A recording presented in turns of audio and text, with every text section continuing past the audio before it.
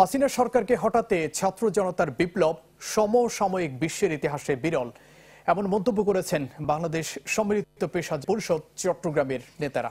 দুপুরে নগরীর ওয়াসা মোড়ের একটি রেস্টুরেন্টে সংবাদ সম্মেলনে নেতারা আরো বলেন, নজিরবিহীন বিপ্লব ৭১ সালের পর দেশের মানুষকে নতুন করে স্বাধীনতা এনে দিয়েছে।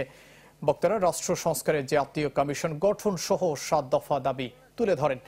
পেশাজীবী পরিষদের আহ্বায়ক জাহিদুল করিম কোচি ও সিএমইউজের সভাপতি মোহাম্মদ শাহনেওয়াজ সহ নেতারা সংবাদ সম্মেলনে উপস্থিত ছিলেন।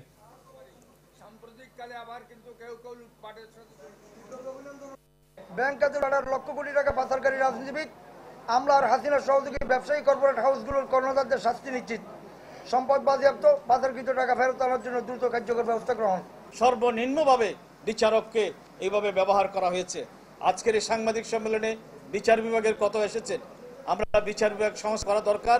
আমরা এটাও বলতে পারি, সাম্প্রতিককালে আবার কিন্তু কেউ কেউ লুটপাটের সাথে জড়িত হয়েছে, আমরা তাদের বিরুদ্ধে সোচ্চার। আমরা বলো কম্বিং অপারেশন মধ্যে তাদেরকেও গ্রেপ্তার করার দাবি জানাচ্ছি।